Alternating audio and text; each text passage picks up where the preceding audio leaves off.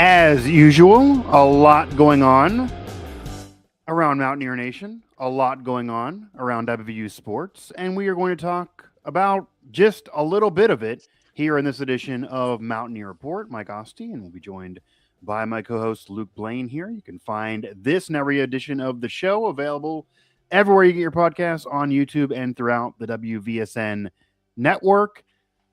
And we are going to touch on the Crown Championship and now the early chaos around the West Virginia basketball program. A lot of movement, a lot of activity, a lot of searching in the transfer portal, and now reports coming out that a four-star in WVU are parting ways and what that means, and maybe the positives and negatives of that, and also how that connects to the five-star coming in of Miles Sadler. And we also may touch on the football program, very knee-deep in spring ball, only a couple weeks away, actually less than a couple weeks away from their spring showcase / festival. It's going to even be a concert. It's going to be wild.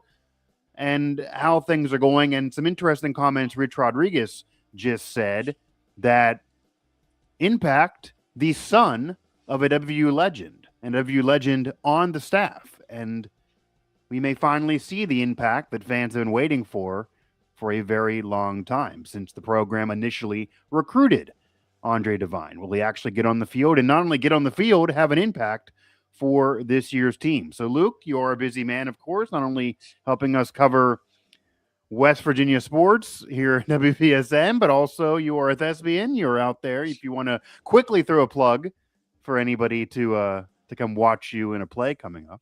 I believe the same weekend of the spring showcase. So if you are there to watch West Virginia in the spring showcase, whether you live in Morgantown or not, you can pop over. We got a little after party going on over there. Yeah.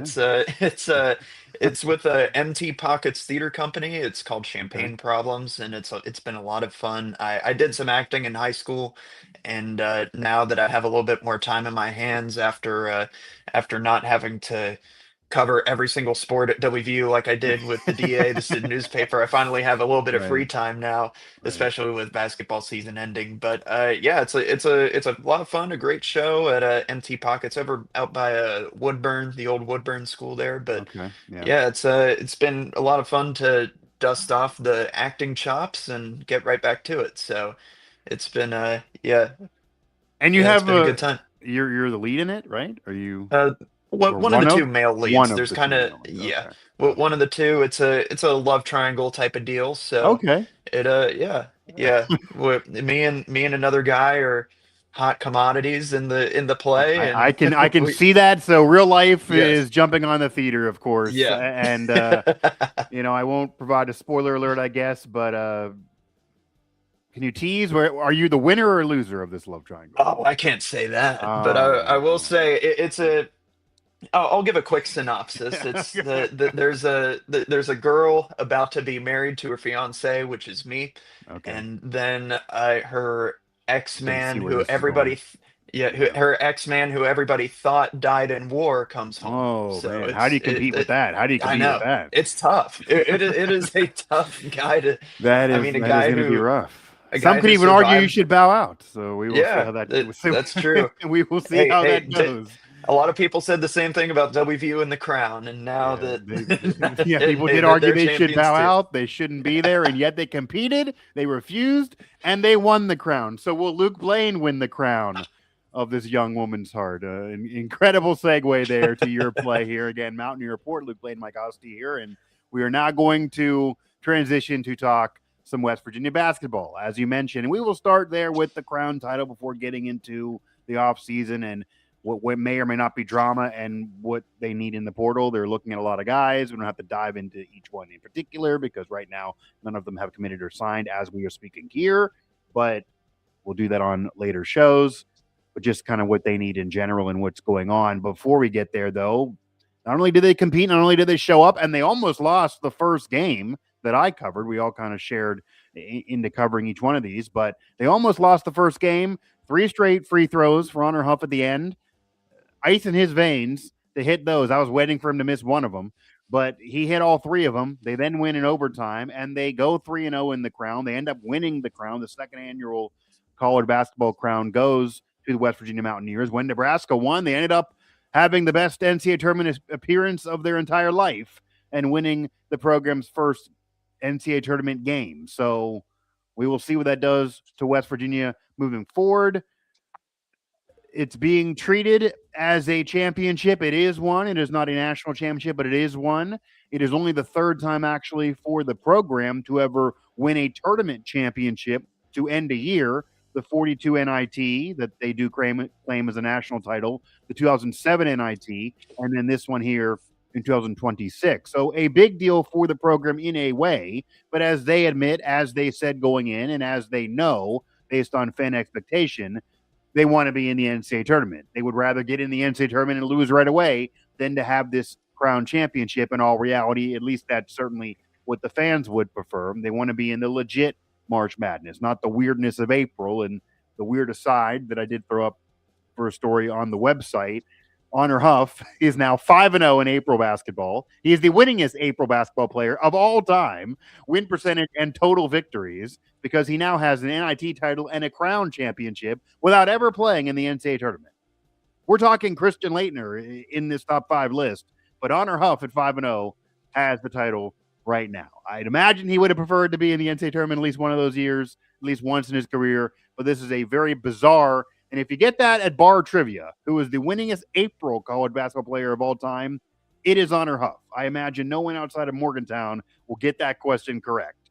So that is a little tip if anyone gets that in Bar Trivia. But what does it mean for you to win the college basketball crown? Again, you'd rather be in the NCAA tournament. You'd probably rather even lose early in the NCAA tournament and add another appearance to your ledger than to win this. But for the people that said that if you win it, you got to show up and you got to impress, they did that. They certainly didn't show up and then lose right away like some were scared they were going to do. If you're there, you might as well win, and they do. It's not going to be a big banner, I don't imagine. I do think something will go up.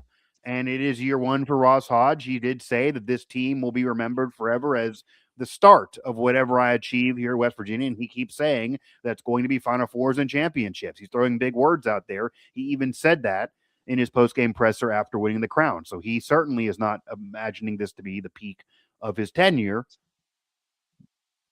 There are some that also expect big things nationally from what we're seeing. What does the crown title mean, though, to you?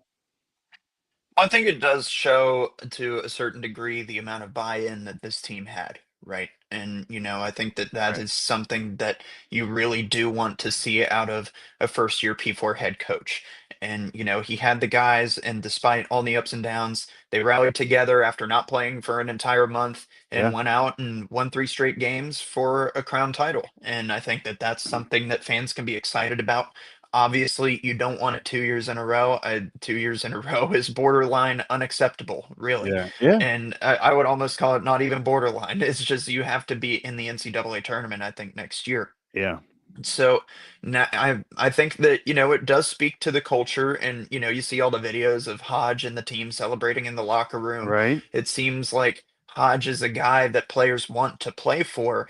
And, that is something that players from outside look at, the high school recruits, portal Yeah. recruits, things Yeah. like that. Those guys see that. And I think that that is a promising stepping stone moving forward, because not only do you actually go out there and win something, you add to the trophy case, but you also kind of almost in a sort of resume sort of way, kind of looking at something for uh, outside players to look at and think, hey, Yeah. maybe West Virginia would be a good landing spot. You were on national TV for 3 more Yeah, games. You impressed in those games. You had a lot of fans there in Vegas when obviously you're far from Vegas. That might impress fans too. You yeah, had a good showing on national TV, and if you're going to be on national TV, it's better to have a good showing than not. yeah. I mean, you always take that, right? Yeah, And I I mean, think, Easter Sunday, they weren't competing against the Final Four in the NCAA tournament on that particular day. Obviously, the next yeah, day was the national title game. The day before set up that game, but you had the day to yourself. yeah, they did, and they took advantage. I mean, it was a great win. You went out and Yeah, competed against an SEC team and you defeated yeah, them. And everybody's, everybody talks about the SEC making its way to college basketball, and really, I think the Big Ten has just totally clearly. taken over. I think Right. there's no Yeah, question about that. yeah, But SEC teams are tough, and they've earned that title, and they went out and they beat an SEC team. It's not like you had a cakewalk to the Crown Right. Championship. I mean, Creighton could have been a lot stronger, but on the way there, you had some tough competition, You had and Stanford, an NBA player is said to be on their team, yeah, right? Yeah. yeah, and then you go and you win it. I think that there's obviously, you do look at it and think, well, you don't want to be you don't want to be there.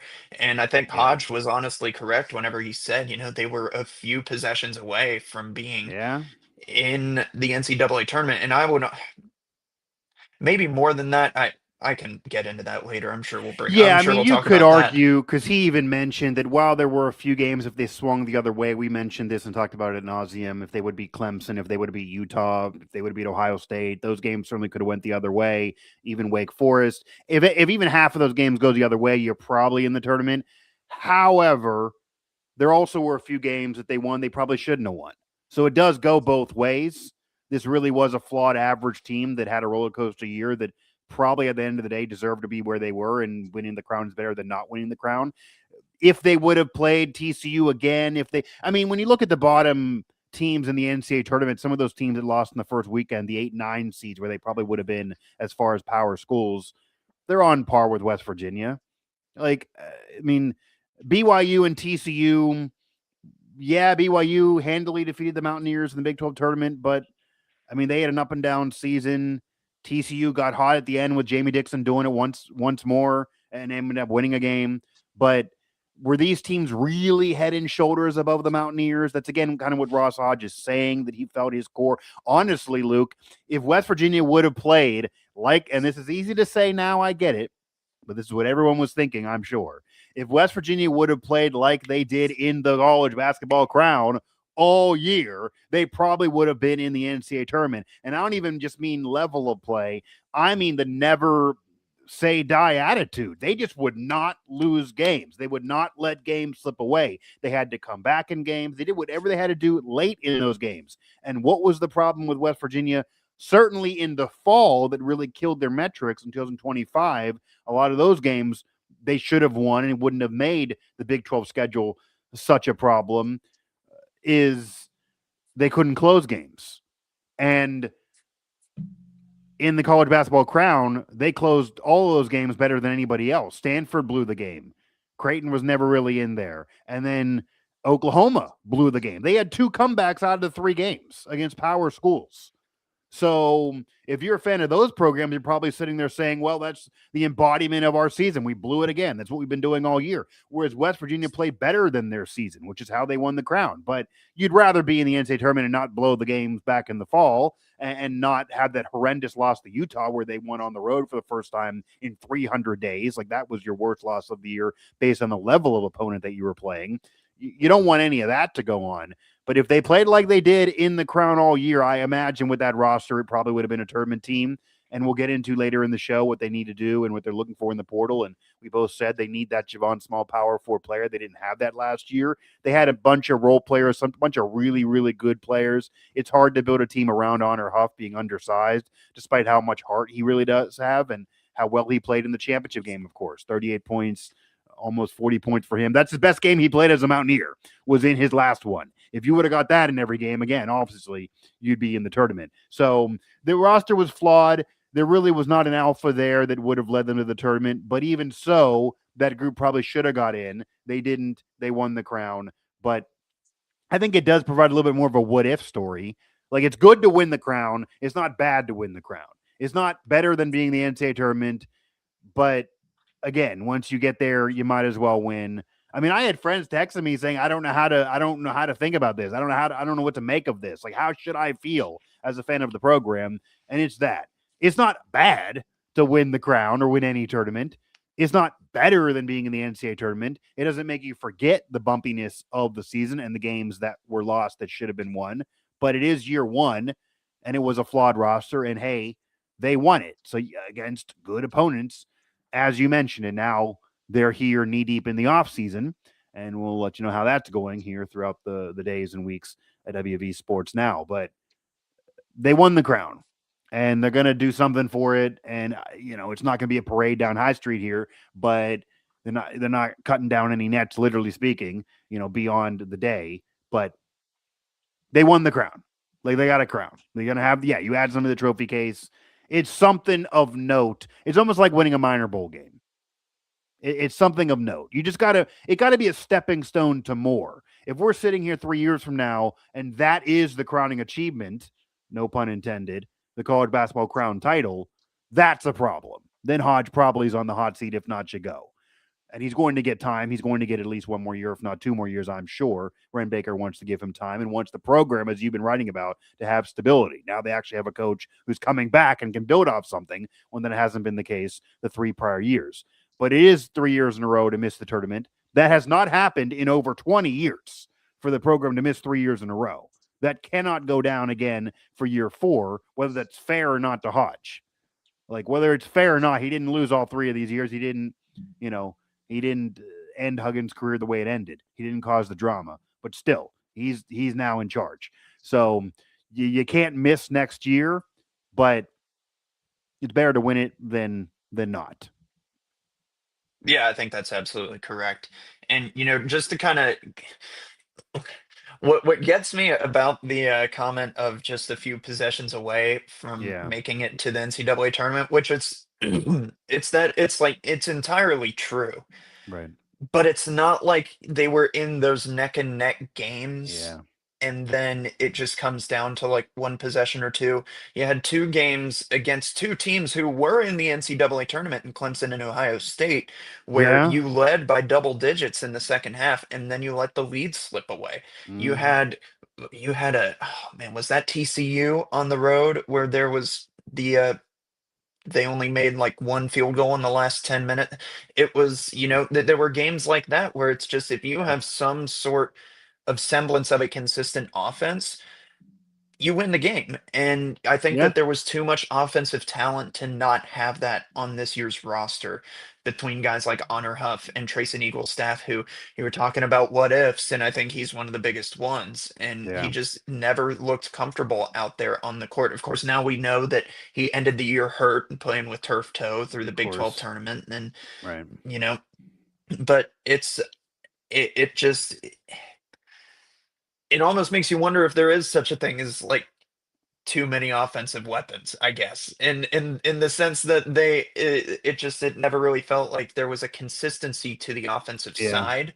But now you have a chance to get some more consistent players on that side of the ball and combined with defensive effort, which we know that Hodge really, really emphasizes. yeah, And my main concern when it comes to roster construction in this offseason is, last year we heard that he said we don't have we don't have the chemistry yet to really play to go crazy on offense. We have to identify and we have to have our identity in defense because of so many new players. And I think that that's good. That works. But you're going to be in a very similar situation in yeah, this season. You're yeah. graduating 6 seniors. You already had 2 guys hit the portal, and DJ We're gonna Thomas, get who there. was a Yeah, steady contributor there. right. Jaden Forsyth, who, even though he didn't see the floor much this season, he knows the system. He would Yeah, at least be another guy that you don't have to show the ropes to. So now you're looking at a bunch of new players. Are you going to be able to get locked into the offensive system like you need to in order to have success in the Big 12? yeah. I mean, that's the thing. That absolutely is the thing. As we will transition into that part of the conversation here. I mean, that is the thing. Obviously, the roster was flawed in year 1. It was going to be. They did have a late go at it recruiting wise. I mean, as he said, and it's true, he was still coaching North Texas. By the time we're tipping off for the crown. He going into that, as we're speaking now in early April, he would have only been on the West Virginia job for like a week.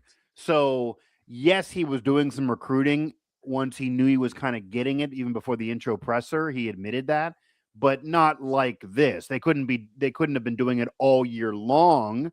They couldn't have been doing high school recruiting all year long I mean, the Miles Sadler example was an all year long recruitment of the top rated recruit in program history. That couldn't have happened for last year's team for a freshman coming in off of high school because they weren't there. Obviously, DeVries was recruiting. So all of that, like is the case with football having a better recruiting offseason, transfer or high school wise. It's not a coincidence.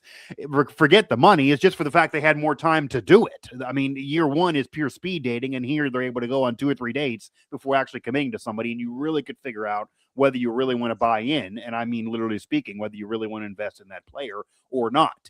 I mean, they had more of an opportunity to do that, whereas last year was more truncated. And I think that's why they didn't get the Power 4 guy. I think that's why that even though some other Power 4 schools wanted Eagle staff and others, why they took maybe some risks on those players and why they kind of built a team mostly of Robins and no Batman, for the simplest way to describe it. And they won the crown. But even when they won the crown, I mean, watching those games, even 3-0 in Vegas, some of the same problems did crop up, which is why they had to come back in those games or why they almost lost some of those games, namely, again, against Stanford and Oklahoma. Sometimes they were chaotic on offense. Sometimes Honor Huff would kind of, I mean, he, for an NBA comparison, and obviously this is a Hall of Famer, but Luke, sometimes Honor Huff reminds me almost like of an undersized Russell Westbrook, where he just is just so aggressive that he'll go out there, and the shot that at the end of regulation of the crown title game, they had the ball in the final seconds before overtime. And I thought once he missed this, they were going to end up blowing it in overtime. Maybe I was just being negative, but they had the whole thing set up for them. And Honor Huff's play and his shot attempt ended up just being where he was falling forward basically and just tried to kind of throw it literally up there. There's no other way to describe this. Just literally throw it up there and hope it kissed the backboard and dropped in. He made a similar shot like that a few minutes earlier, but that is the Russell Westbrook life. Like, he's just going to be chaotic. Some are good, some are bad. The numbers overall are going to be 50-50 good, 50-50 bad, and yet you're going to have some points and rebounds or assists. And on a much lower level, obviously, for Honor Huff, that's kind of what he is to the college game, that it's helter-skelter in a way, and there's good and bad. When it's bad, it can be really, really bad, and when it's good, it can just be really, really good, and you also really want to root for him because he's so easy to root for and so aggressive, and he's fun to watch. But that was a horrible last possession. That was a horrible decision by him if he's going to be the decision maker, as he was for most of the year, and that was a horrible shot. I mean, it just was. So those things happen, and it was in a real bad moment. And Hodge, even in the crown, with a veteran team that had been together and knows the system clearly at that point, had played 30 games together, there were still moments where Hodge was giving you that, like the Hodge face of like, what are you doing? And hands in his face. That shouldn't really still be happening at the end of the year, and it was. So that group wasn't enough. They need more. They need better. They need a more sound group overall together. They need more depth, and this is part of what their need for the future. They, aside from needing a power 4 player as a go-to guy, a Batman of the team, like a Javon Small. We've always said that if Javon Small was on, obviously Hodge's first-year team, that would have definitely been a tournament team. They also need more depth for the bigs. They need somebody like Obioha twice over, which would have been nice again if DJ Thomas would have stayed. They need somebody who has some size and get rebounds like Obioha. But if Obioha wasn't out there, was in foul trouble, they were really killed on offense. Their whole game plan was rough, and they had no one to duplicate him on the bench. And Hodge admitted that through the year, too. He was the underrated star that stirs the drink for the team, that if he wasn't there in foul trouble, they were in almost as much of a problem as if Honor Huff wasn't there.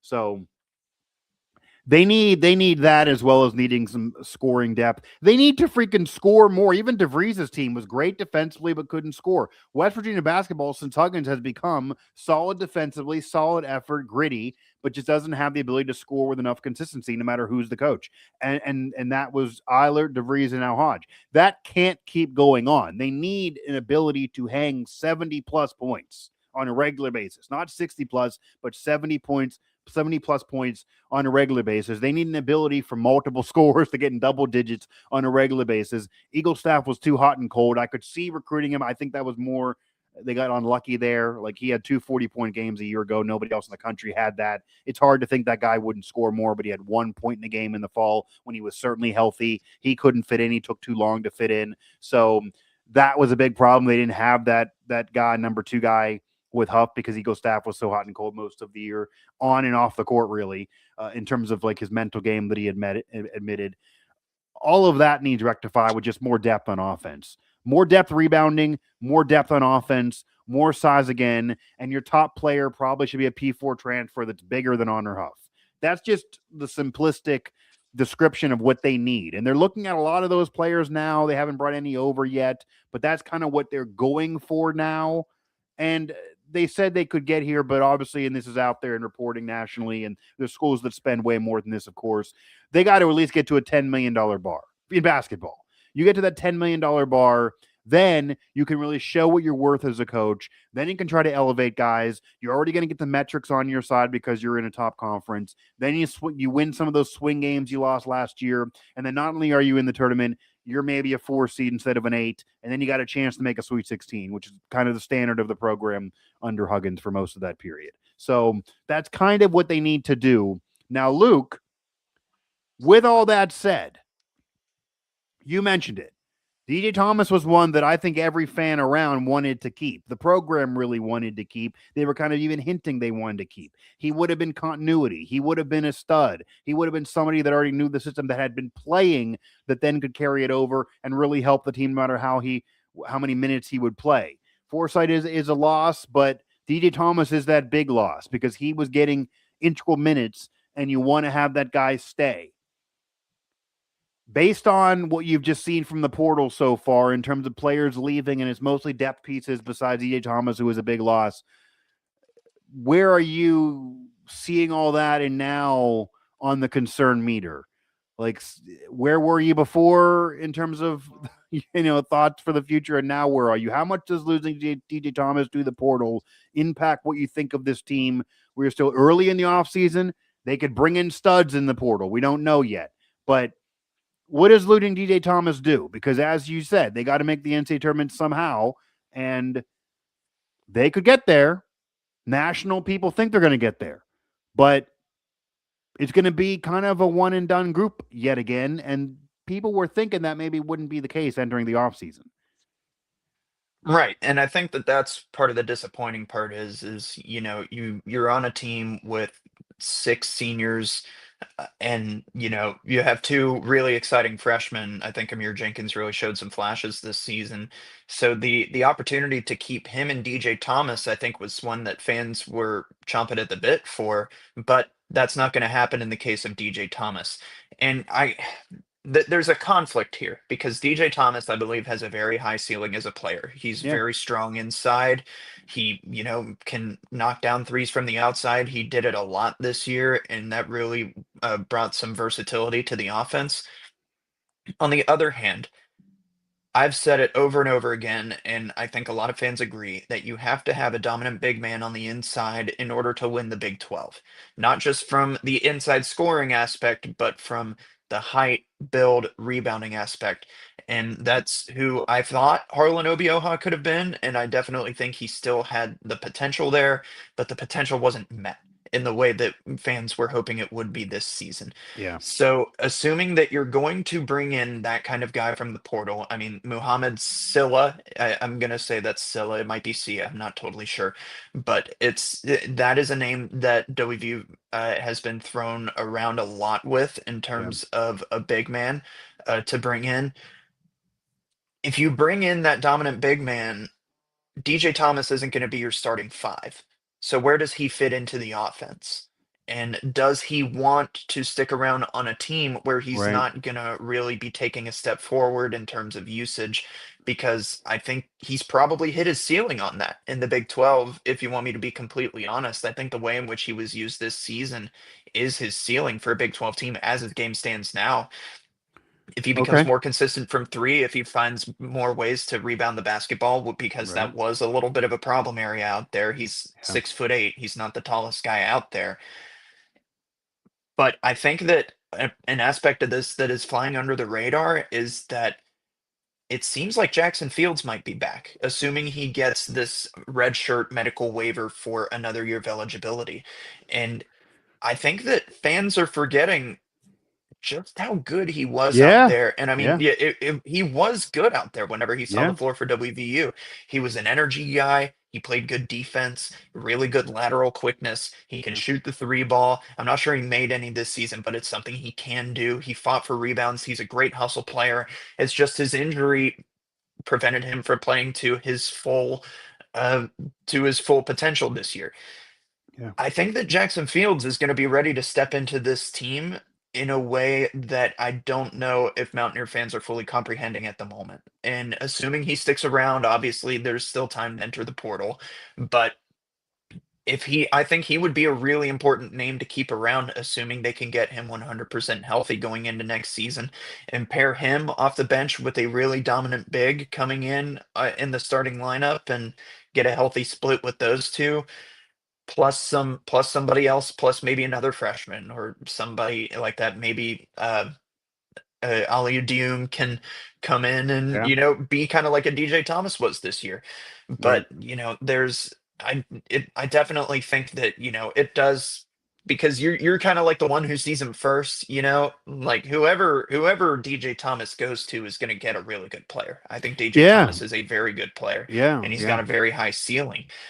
But WVU fans are always going to be the kind of, man, he was ours first, and I think that that's tough to grasp with, but that's college sports nowadays. You can't get too attached unless they're a final year player like Eric Stevenson was coming in, or some Yeah. Javon Small, or Yeah. somebody like that. That's the harsh reality of college athletics.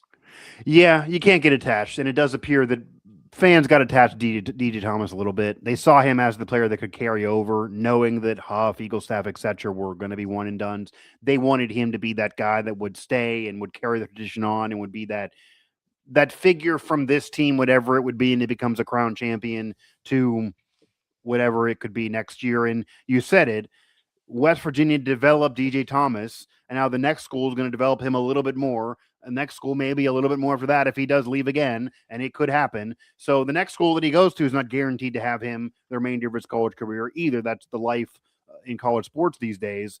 But West Virginia and Hodge and that staff made him better than he was prior to getting there. And as Hodge talked about, and is the case too, fans sometimes see a player leaving and all automatically immediately say, well, that player's screwing me, screwing the school. There's no loyalty. I hate him, etc. It's all about the money. And it could be a lot of the cases, but it also could be what you're saying there, that he sees what they're doing in the portal, or they tell him, maybe they even tell him ahead of time, we're going to get this, we're going to bring this guy in. Do you want to play with him? And he says, I don't really, because now I'm losing my minutes, or now we're in a thing where I think I should be the guy. Maybe he thinks more of himself. Maybe he's reading all the comments. Maybe he's thinking more of himself. Maybe he thinks he should be a starter on a Big 12 contender. And maybe Hodge and the staff tell him, you're going to kind of be our bench player again, and you're going to be our number 2 in that role behind what we get in the portal, because we have pressure to get in the NCAA tournament. We don't think you're actually better than who we're bringing in. Maybe that honest conversation occurred. I mean, again, these are all possibilities, as the same as he's screwing everybody. Like, fans just go in one direction, but these are all fair to bring up here on why players leave schools. And the other part of it is, and I'm not saying it happened here, I don't know if it factually happened here, but it certainly could have, and I know it happened a lot with the football program, obviously, the last year or so with Rich Rod. There are times where the coaching staff will sit a player down after the end of the year, even if fans love the player, and say, here's our financial offer, take it or leave it. Or, and that's kind of where the Hudson Clement conversation went, or the old reverse of, it's not you, it's me, but it's going to be you out of here. Like, maybe it's best for you, or that conversation. Kid, great year. Maybe it's best for you to leave. Like, we're basically releasing you. Or we really would like you to go elsewhere because we can't really release. Like, it's not the NFL, it's not the NBA, but it's in your best interest to play somewhere else. Like, those things are said. That's the reality of the portal. There are many kids that enter the portal and throw their announcement up of going into the portal that did not really want to go to the portal. They were told they need to go to the portal because they lost their role. They lost their money. They were asked to take a pay cut. They were told they weren't going to get the raise they wanted. Whatever. All of that is in play here. And I do think DJ Thomas thinks of himself as more than maybe the staff thinks of him as. I think that's part of that scenario here from what I've heard a little bit. Again, I'm not saying he was cut, but I do think he thought he could be more than this staff thinks he could be, possibly. I think that's out there. But it does suck losing him for the program because he was an impact player. He was getting better as the year went on. He did help them win certain games. You got more out of him than you would have thought from year one out of him, really. You certainly exceeded expectations if you're being reasonable. And it would be nice to have somebody carry over. It would be nice to have somebody who played minutes carry over for a team that has expectations to get in the tournament and even make a run. Like, that would be nice. That would be nice. Especially if you're not going to spend the $20 million like Michigan and just buy a whole new team every year, then it'd be nice to get some carryover and some veteran presence and some players that know the system ahead of time, make the offseason work in the summer easier while you're mixing in maybe more talented transfers to come in. That really can happen. It's going to be, again, another whole new group. And ideally, guys that aren't just on 1-year deals and guys that could spend more than 1 or 2 years there, that have more than 1 year of eligibility that then you could try to keep. That's more ideal than just kind of what they had to do this past year with the guys that were just, it was one and done no matter what because they didn't have any more eligibility. And that was about recruiting late as well. So that is part of it too. But he was the one player that fans did not want to see go, and he does leave. It does not mean the world is over or the sky is falling, but that was a domino that fell pretty early in the offseason that I think stung fans, and I think it popped a little bit of the balloon out of winning the crown too, because you saw him impact that. They win the crown. He can't carry over because he's going to leave, and whatever the reason is, that does suck for fans a little bit. They got about two days worth of celebrating. Oh, we're going to be great next year. We got to win this title, and then the player they want to stay ends up leaving. Before we get to, because there's still a pro and a con left of the offseason to discuss here. Maybe we'll add some football in before we wrap this one up. But, and by the way, Mountaineer Report here, available everywhere you get your podcast. Luke Blain, Mike Asti, all of our coverage at West Virginia Sports Now. For the pro, and I put this on the site too, Andy Katz in particular, but I've even seen others, have West Virginia in the way, way, way too early, and they're just way too early, but it's literally way, way, way too early. We are in April. We just had the champion crowned. We got a long way to go here. We don't know the rosters, but the national pundits have West Virginia in the top 40. Andy Katz has them in his power 36. They're barely in there. I believe they're 35th, but they're in there. I actually was kind of surprised they're in there, to be honest. The program has not been in the tournament for 3 years in a row. They just won the crown, but they did not get in the NCAA tournament this past season. 8 teams got in the Big 12. They weren't one of them. They had some bad losses. Yeah, they had some quality wins. DJ Thomas had already left by the time this got released from Andy Katz, so they already lost the carryover player. It's not like he had some thoughts of grandeur that Thomas would stay. We don't know the roster, just like we don't know a lot of the other teams on his list and know their roster. Of course, you're going to have Michigan and Duke, and those teams carry over. The top 10, top 15 is easy, maybe even the top 25. But when you get beyond that, mostly the field were teams that were just in the tournament. There were some teams that were outside, but he believes clearly that West Virginia is going to take a major leap from year 1 to year 2. You don't, if you're putting a team in that, you think they're an NCAA tournament team in year 2. And he really never thought that West Virginia was in year 1. There were others that kind of corroborated. The national perception right now is good for the future of the program with Hodge and winning the crown and what was accomplished or not accomplished even in year 1 and the build for the future and being on those lists. Does that mean anything for you? Because none of these lists really matter. They're just opinions. They're as good as anybody's. Some of these lists are wrong. I mean, West Virginia was obviously projected to make the tournament 2 years ago and they got snubbed. So all these national people were wrong 2 years ago. It doesn't get you in the tournament by being on these lists. But a lot of fans, as you know, around Mountaineer Nation think the team gets disrespected nationally all the time, whether historically or currently, and they never get on things and never get put where they deserve. And usually the fan base is always mad when they see things like this. A very positive showing for a team that's missed the NCAA tournament and has missed 3 years in a row. They get on a list that clearly says they're going to be a tournament team next year. Does that mean anything for you? Sure. Like it's just kind of one of those things that you Were you shrug your surprised at shoulders all? at. Were you surprised they were there? I mean, that's kind of surprising to me. To a degree, considering that you had and granted, I'm not gonna say Andy Katz doesn't know this team, but Right. like you and me, our job is to know this team, We know the right? team better than him, but He he knows this probably, team yeah, as well as he. I mean, the 36 teams he listed, he doesn't know all of them as well as the media that cover those teams directly.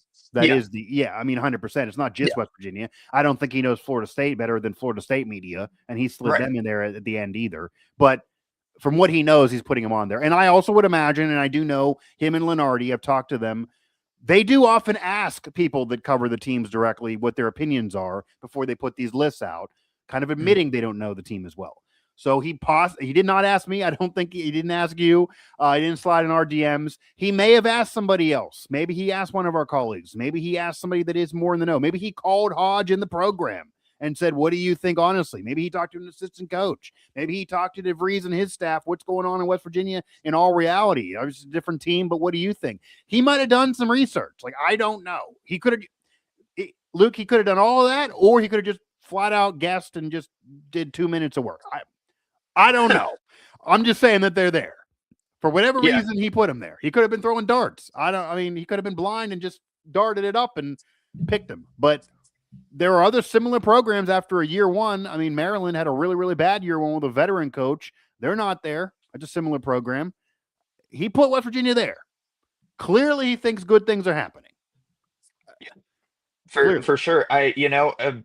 You have to wonder how much, if he knows something about how much they're willing to spend in the portal. Of Right? course, Right? More you also players that are know they're bringing coming in Miles aboard. Sadler. Right? Miles Sadler is one of the least talked about, I mean, five-star players Yeah. that I've seen in recent history. I mean, Yeah. and then to be a Max Preps All-American, somebody put out a tweet that had all of the Max Preps All-Americans from the past like 2 years, and all 10, Yeah. like the most of them were like NBA lottery picks. Right. So, Sadler should you, be an NBA pick, I'd imagine, if he gets to his hype. I'm not saying the team wins the NCAA title here, but he should yeah, be at least a second round pick based on, at minimum, should be a Javon Small year based yeah, on what we're seeing. And I hopefully they get more than 1 year out of him, probably is the goal.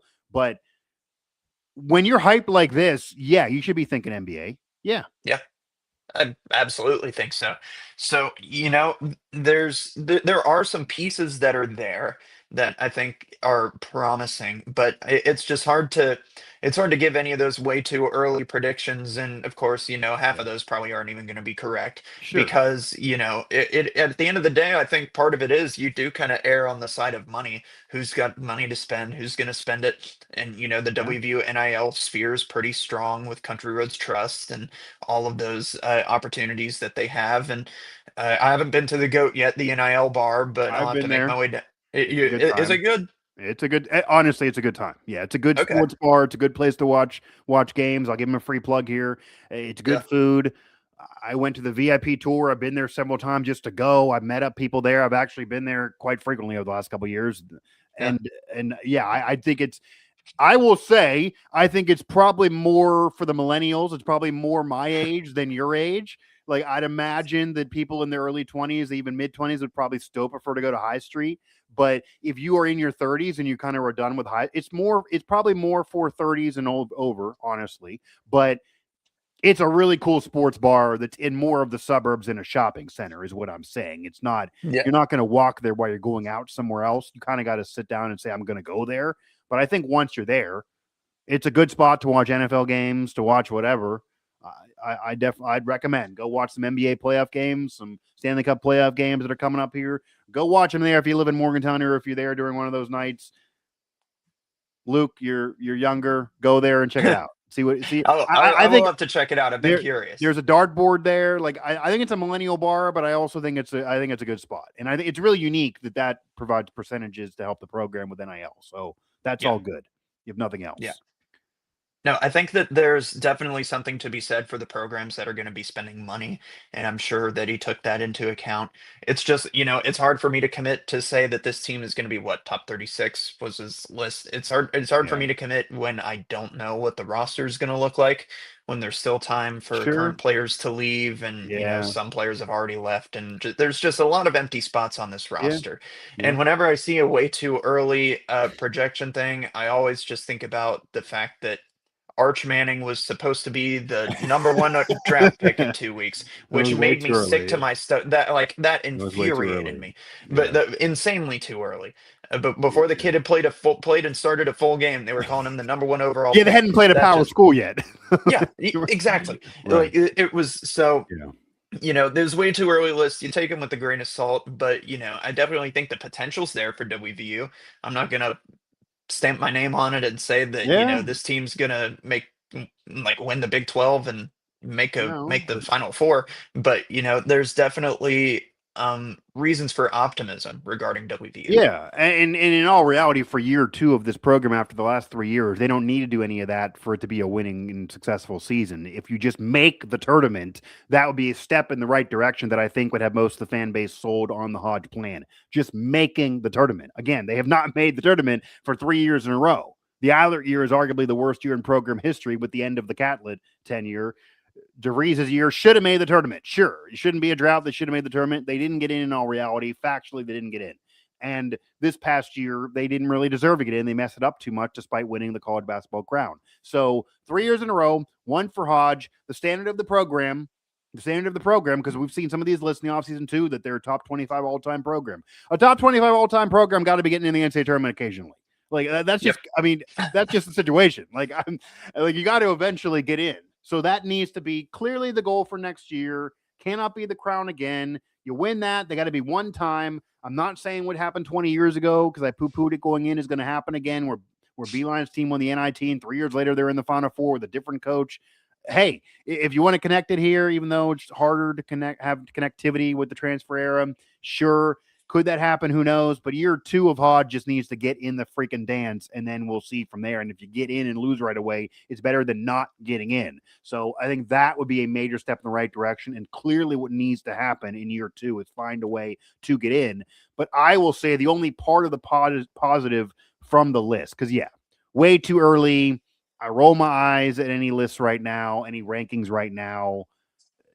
I don't even like preseason polls ahead of a season when there's 2 weeks before the season's about to kick off. I'm against preseason polls in general because if you haven't played a game with rosters changing, you don't really know. Certainly, if I don't like preseason polls, I'm not going to like a poll that's way too early 6 months before tip-off of a new season. But, and you kind of brought this up there, I think what it does show, national media members do, as you said, really lean on what programs are willing to spend, especially before knowing rosters, because it's not like Katz is just being a jerk or just having some fun or teasing people. A lot of these guys are required to do the way too early list. They need to churn this content throughout the year. So if he's required to do it and he doesn't know the program as well as us or even the fans, he may lean on, okay, there's nobody on this roster. What did they just do? What do I think of the coach? What is the NIL?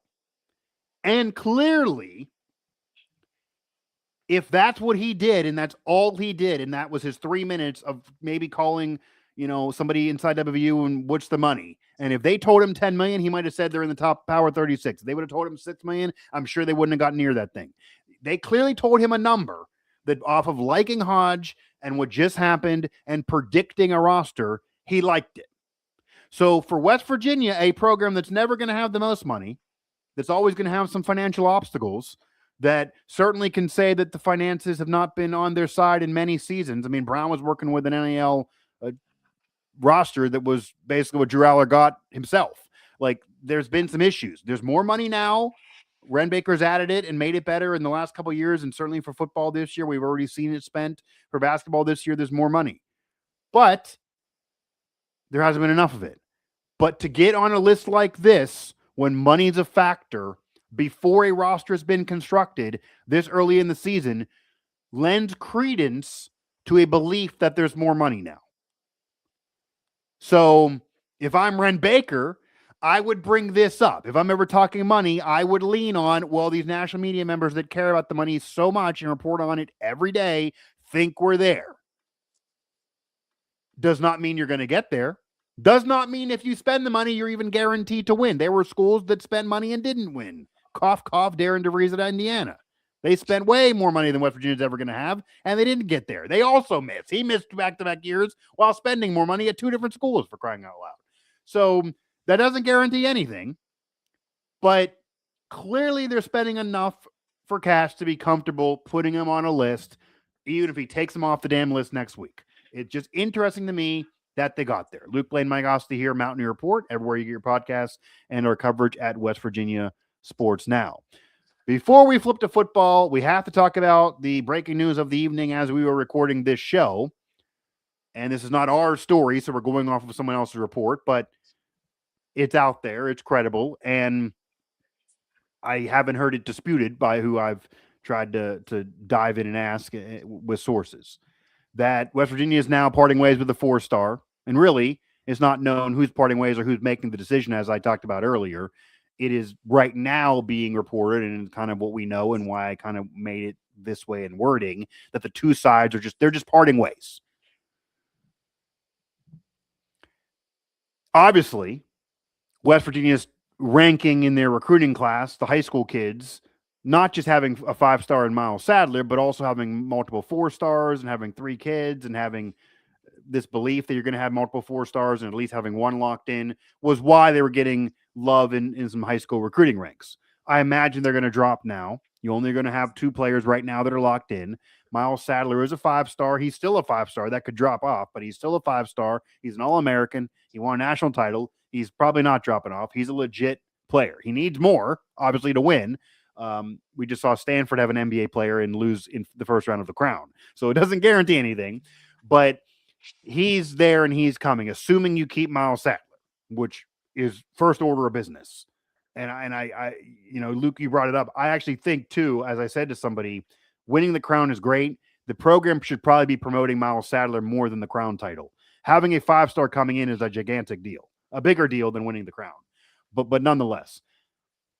But you lose a 4-star, you lose Kingston.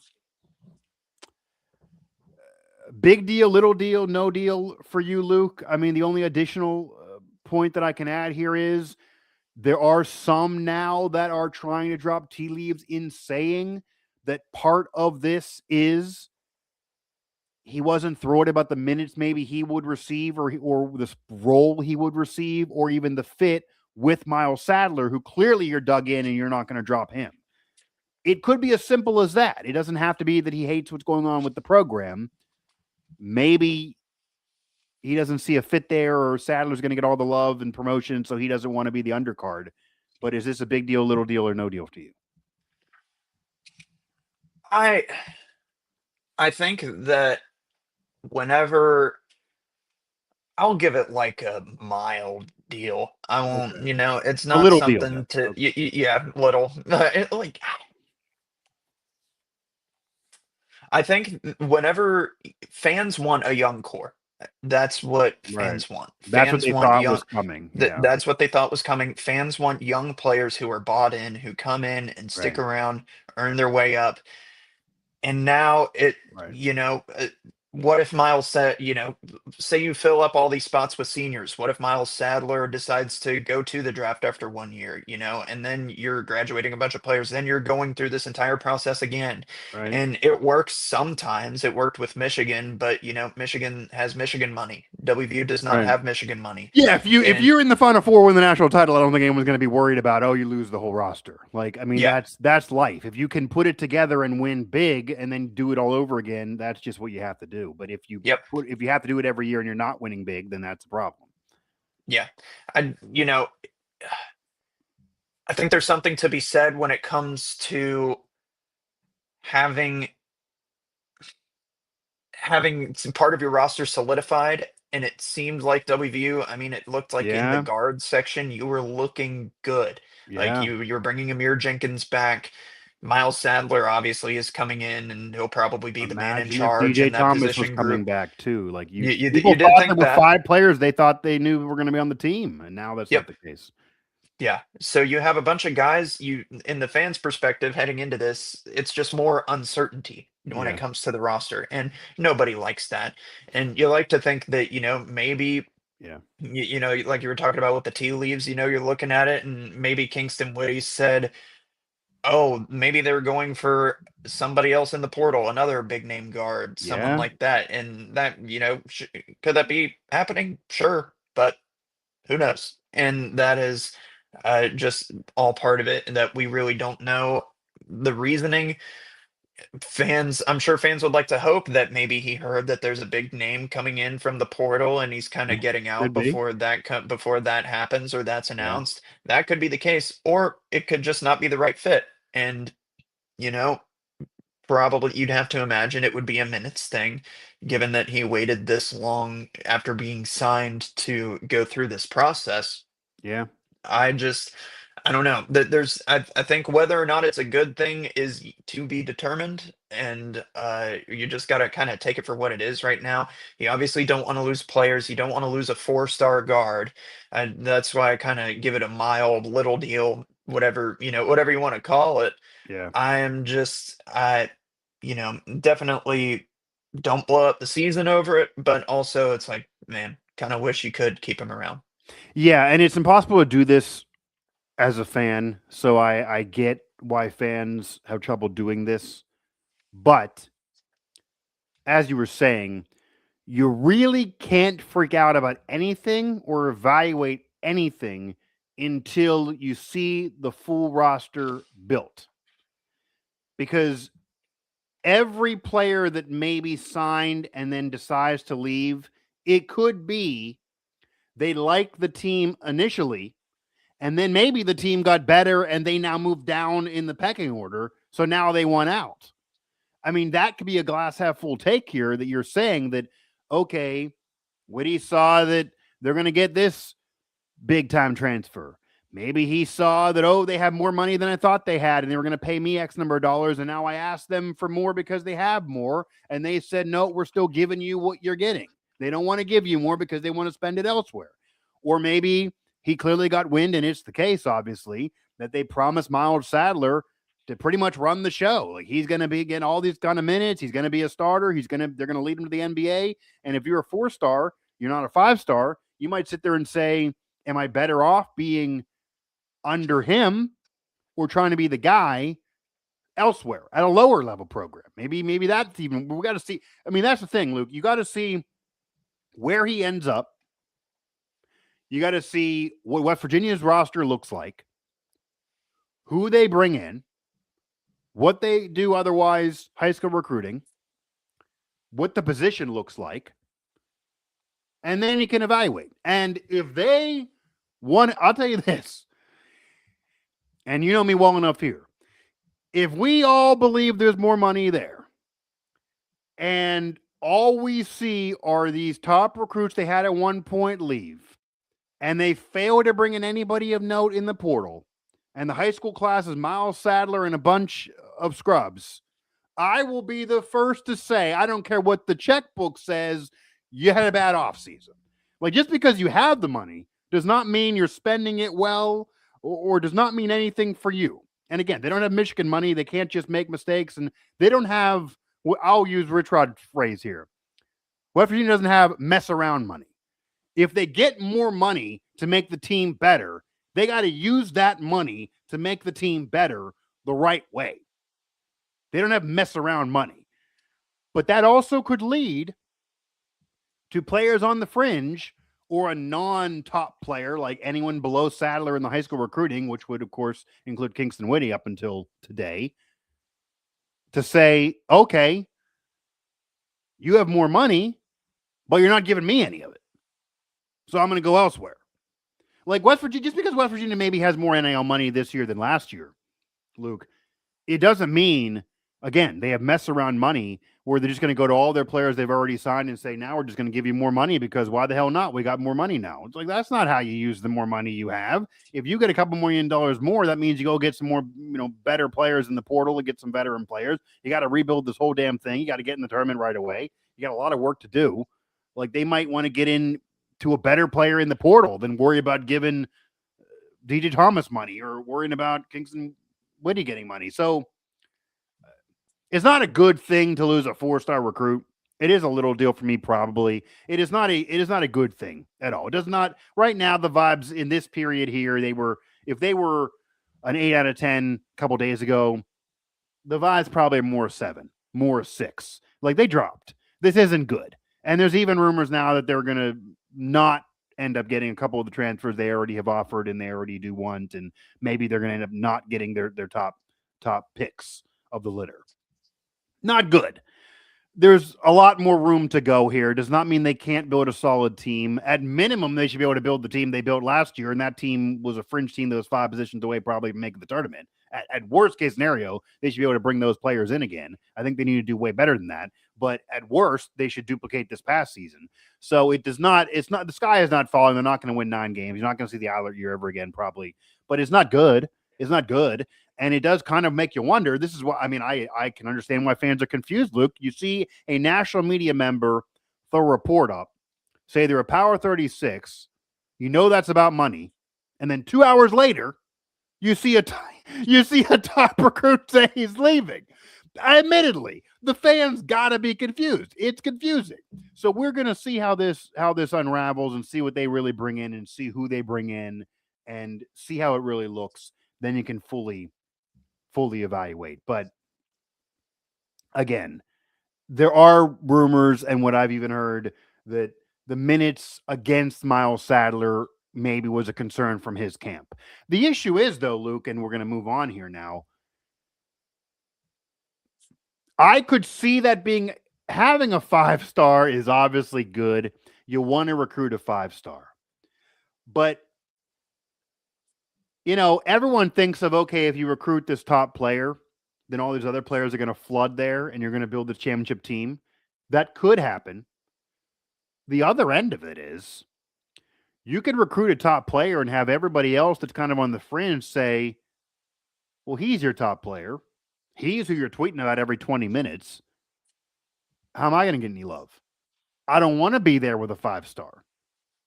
I mean, these kids are not all coming to schools to try to win. Some of them want money. Some of them just want some limelight. Some of them want on national TV. Some of them worry about their minutes more than anything else. If you have an NBA player there that might even be a first-round pick, he's the guy. If you think you're the guy, you're not going to be the guy with him. That, in a way, could be a weird negative. I mean, again, for them, I'm not saying it's not what you do as a program. You obviously want the 5-star, but you got to. It's all mental gymnastics of recruiting now. Again, Mountaineer Report, West Virginia Sports Now. Luke Blain, Mike Asti here. We'll put a pin in our basketball offseason conversation. We're going to talk a lot more about all of that, I'm sure, in the coming days and weeks.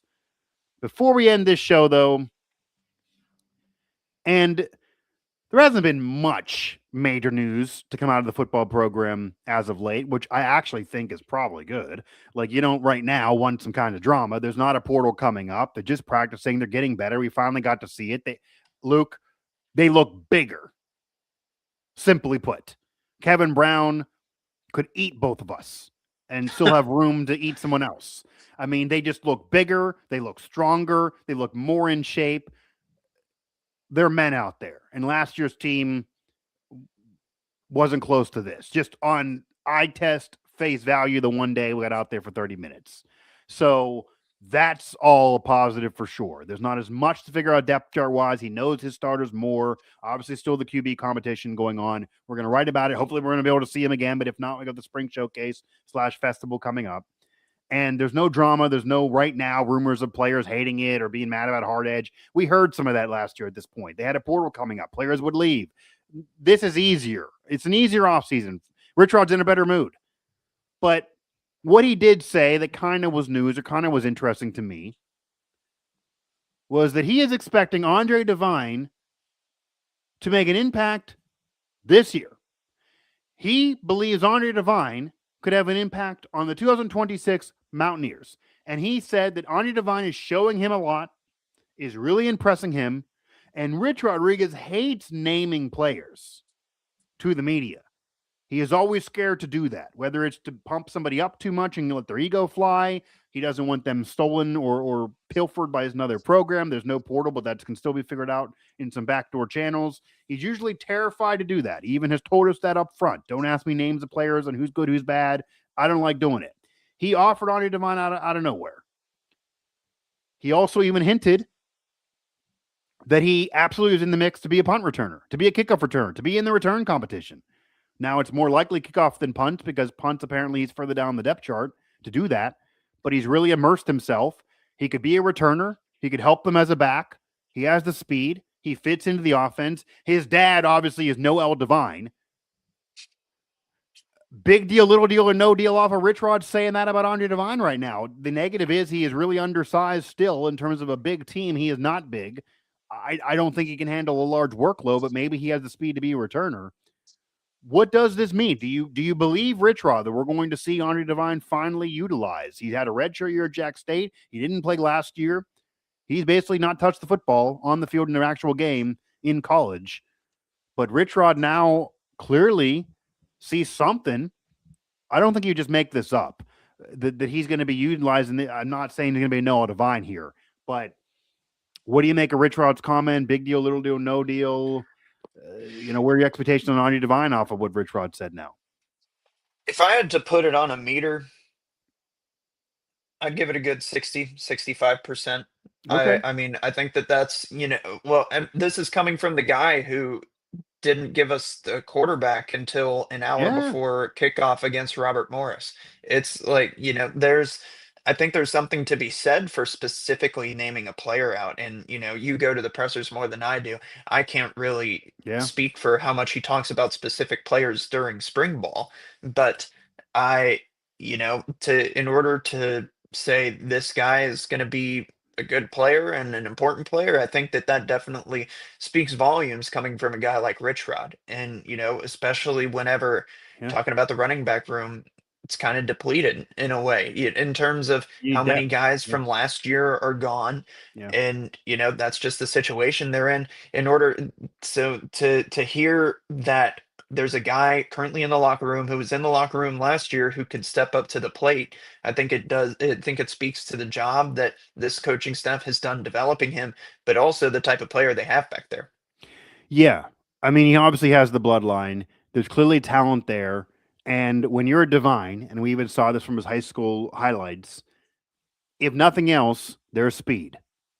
Rich Rod likes speed. I don't think he has the size to be a feature back, but maybe he has the speed and the ability to be elusive to be a returner. Maybe he'll still only be 2 carries a game, but he'll be able to be a returner. I don't know. There are other options there for sure. It was a little surprising to me.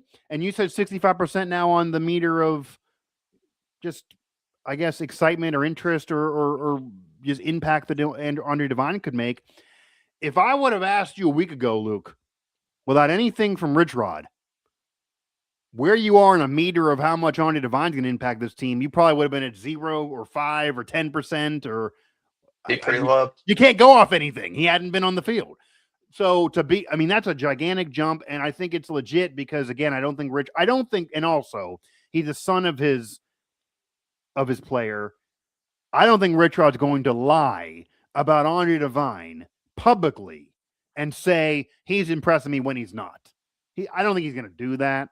I don't think Noah Devine would like him to do that. I don't think that'd be appreciated by anybody. I don't think that's going to happen. Now, does it mean that don't go crazy here. Does it mean that Rich Rod saying this in April means that Andre Devine is going to be Noah Devine? Does it mean that he's going to have 1,000 yards? Does it mean that he's going to be the feature back? Does it mean he's even going to be the number 2 back? Does it mean he'll even be the number 3 back? Does it mean he'll even get 10 touches a game? No, it guarantees none of that. And all of that probably is still very, very unlikely. But it clearly means he's going to play. I think over-under money, Luke, on this kid getting in a game is going to be through the roof that he's playing at least once. I mean, I think he's going to get a shot. Like, he's going to play. And the beginning of the season schedule doesn't have the brawl this year. They do have that neutral site game in Charlotte against Virginia, which obviously is a good program on for last year and is a Power 4 game. But, Luke, they don't even have a road trip to Ohio. Their first 2 games, the first one is a gimme. The second one is at home. They don't have a true road game until they get into conference play. The schedule's easier at the beginning. This now could set up to try things out. Like, you shouldn't be in a nail biter in the first 2 games. You should be able to try things out. Certainly game 1. Game 3 is certainly up in the air. But there should be room to try things out earlier in the year than last year where you didn't know anything even though you're facing RMU, and then week 2, you're jumping right into it in an incredibly tough road trip against a good program at the G5 level. You end up losing on the road. Like that isn't going to be this season. The schedule's easier right away. So that might allow some wiggle room. And I also think players that are impressing him now are going to get even more looks, are going to be more a part of the game plan, going to be utilized more when they're really gearing up for the season in fall camp, which is all good to hear about Andre Devine. So it was interesting to hear his name. His name wasn't mentioned at all by Rich Rod last year, and he was on the roster. He was with him at Jack State. I don't know what he was said there, but he didn't play him there either. Obviously, he didn't think enough of him to throw him right away. He thinks he needed to develop him. But look, I mean, the Rich Rod staff has now developed him for multiple years at multiple schools. They probably feel like he's ready to at least have a chance. That might be all he's saying. And maybe there's even a little bit. You want to be a skeptic. Maybe he's throwing Noah out a bone and saying, I'm going to compliment your son here. You give him a little bit of a time, but he's no more than the FCS game. Maybe that's true. We'll see. But he was mentioned. Rich Rod doesn't like mentioning people. And I do think that he likes speed and there's speed there. So that's the reason to mention it. That's reason to give him a shot. Maybe it's even better in a way to have your returner be a guy with speed who's not going to be featured into the offense. There are some football coaches that want it to be a guy that's not an impact player because if he gets hurt, he doesn't ruin you on offense as well. There are some coaches that want it to be a guy who is an impact player because he's just better than everybody else talent-wise. Maybe Rich Rod's going to have him be a returner. It doesn't mean he's seeing the field on offense, and the offense will be everybody else. Again, all this is up in the air. Very, very interesting to hear Andre Devine's name mentioned, though, in the first week of April, positively, and have the words he's going to impact the team said. That's a big phrase. So it's enough that we're going to be asking about it. Like, if we don't see Andre Devine and we're going into week 3, I'm absolutely asking, like, what's the deal? So, like, he said, so I think there's now some onus to give him a look, and we'll see how it looks the rest of spring ball, and then obviously into the off season, then into fall camp, and then the fall will be here before you know it. Not that I want to lose my summer, though. But that'll do it for this edition of the show. Again, check in everywhere you get your podcast here on YouTube and also throughout the network. We're going to have more of the coverage of what's going on with the basketball program, the good, bad, and the ugly of their off season, the pressure on next year, and then the rest of the football program throughout the spring, baseball, etc. as well. Again, West Virginia Sports Now is where to find this coverage. Luke Blain, Mike Asti here. This was another edition of Mountaineer Report, available everywhere you get your podcasts.